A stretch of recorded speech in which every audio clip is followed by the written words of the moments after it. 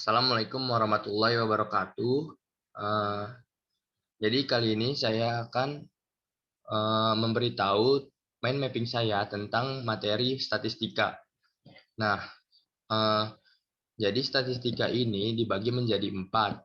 Yang pertama itu ada variabel acak, dan variabel acak ini dibagi lagi menjadi 2, yaitu variabel acak diskrit dan variabel acak kontinu. Nah, yang selanjutnya itu ada distribusi probabilitas diskrit, dan selanjutnya lagi ada distribusi binomial, dan yang terakhir ada distribusi normal. Oke, kita lanjut. Nah, yang pertama tadi kan ada variabel acak. Untuk menggambarkan hasil percobaan sebagai nilai-nilai numerik, secara sederhana kita menggunakan apa yang disebut sebagai variabel acak. Jadi, variabel acak dapat didefinisikan sebagai deskripsi numerik dari hasil percobaan. Variabel acak biasanya menghubungkan nilai-nilai numerik dengan setiap kemungkinan hasil percobaan. Karena nilai-nilai numerik tersebut dapat bersifat diskrit atau hasil perhitungan dan bersifat kontinu atau hasil pengukuran. Maka variabel acak dapat dikelompokkan menjadi 2, yaitu variabel acak diskrit dan variabel acak kontinu. Nah, variabel acak diskrit ini adalah variabel acak yang tidak mengambil seluruh nilai yang ada dalam sebuah interval atau variabel yang hanya memiliki nilai tertentu.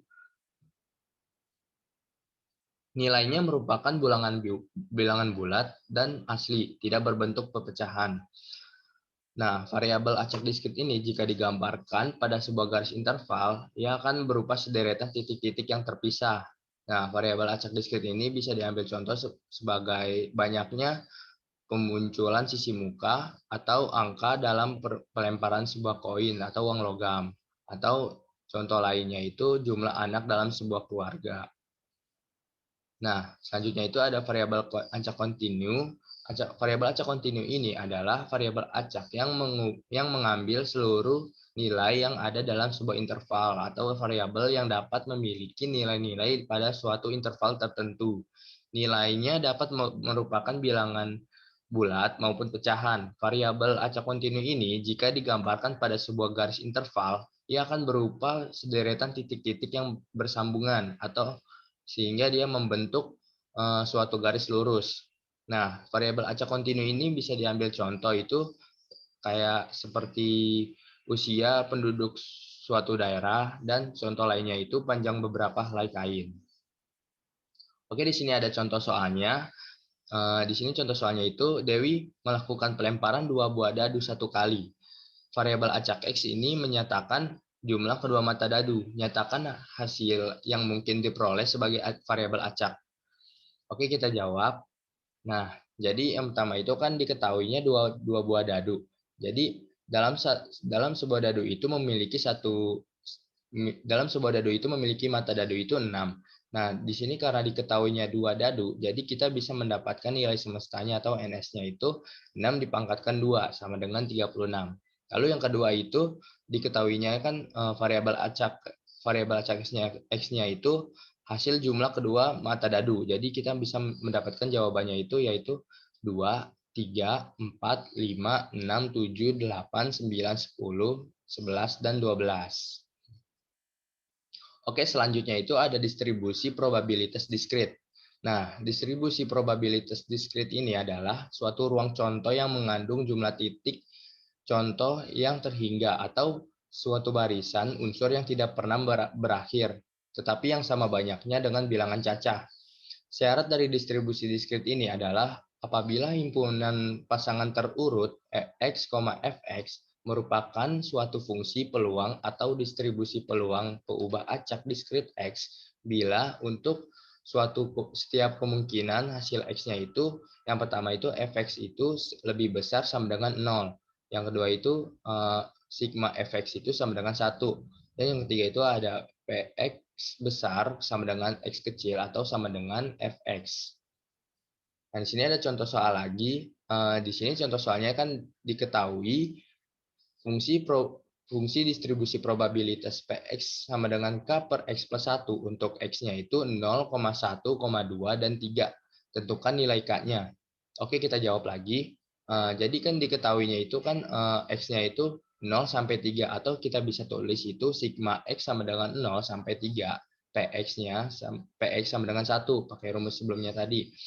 Nah, bagi ketentuan yang tadi.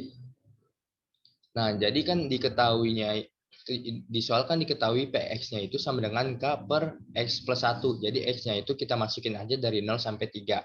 Jadi nanti K per 0 plus 1 ditambah K per 1 plus 1 ditambah K per 2 plus 1 ditambah K per 3 plus 1 sama dengan 1. Nah, nanti dapat hasilnya itu K plus K per 2 ditambah K per 3 ditambah K per 4 sama dengan 1. Nanti dapat jawabannya 25 per 12K sama dengan 1. Nah, K-nya itu langsung dapat sama dengan 12 per 25.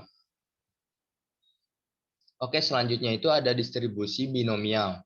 Nah, distribusi binomial muncul ketika percobaan Bernoulli diulang sebanyak n kali pengulangan. Dalam setiap pengulangan, peluang sukses selalu sama, yaitu P. Dan peluang gagal juga selalu sama, yaitu 1 min P. Atau nanti kita bisa misalkan dengan Q, peluang gagalnya. Nah, distribusi binomial merupakan distribusi peluang diskrit dengan fungsi peluangnya itu adalah Fx sama dengan itu kombinasi Nx dikali P pangkat X dikali 1 min P atau Q pangkat N min X. Nah, dengan keterangannya itu P adalah peluang sukses dan N-nya itu adalah peluang banyak pengulangan dan X-nya itu adalah banyaknya sukses dalam N kali pengulangan. Oke, selanjutnya ini ada contoh soal lagi. Nah, di sini contoh soalnya itu ada sebuah mesin yang memproduksi semacam alat ternyata terdapat 5% rusak. Jika secara acak diambil 10 buah dari alat tersebut untuk diselidiki, berapa probabilitas akan terdapat? Nah, di ini yang pertanyaannya yang A itu adalah dua rusak, yang B-nya tidak ada yang rusak. Oke, kita jawab.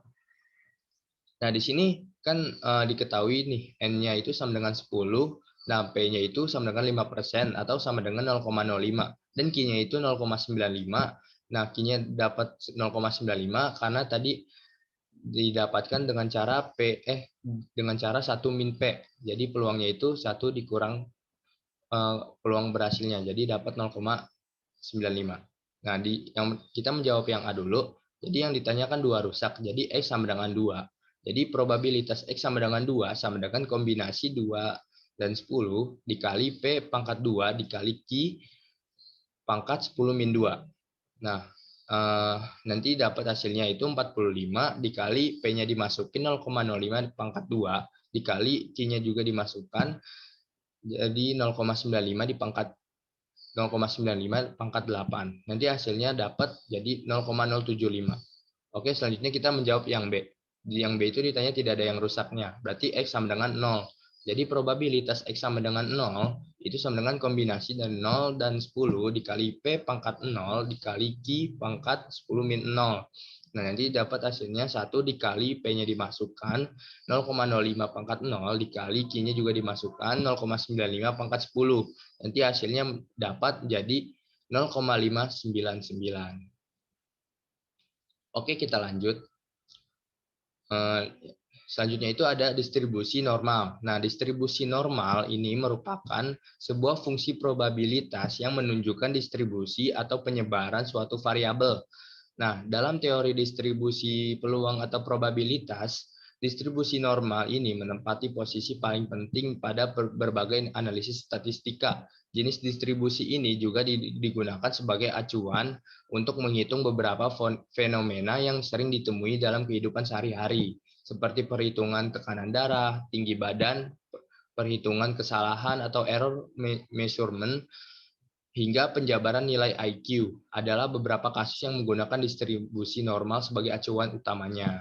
Untuk mencari distribusi normal standar, yaitu menggunakan nilai Z atau standar unit. Rumus untuk mencari nilai Z ini yaitu Z sama dengan X dikurang mu per sigma.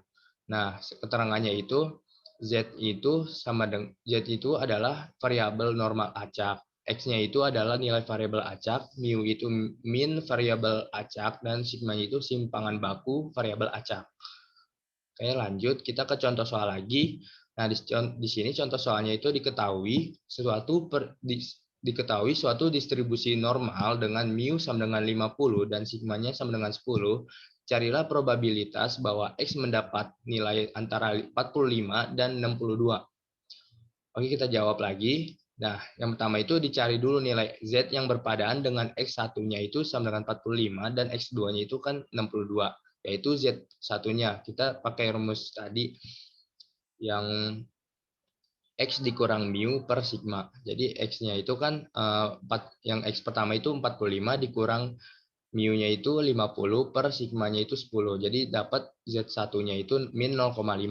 Lalu Z2-nya juga dihitung seperti tadi. Jadi 62 dikurang 50 per 10 sama dengan 1. Nanti jawabannya 1,2 itu nilai Z2-nya.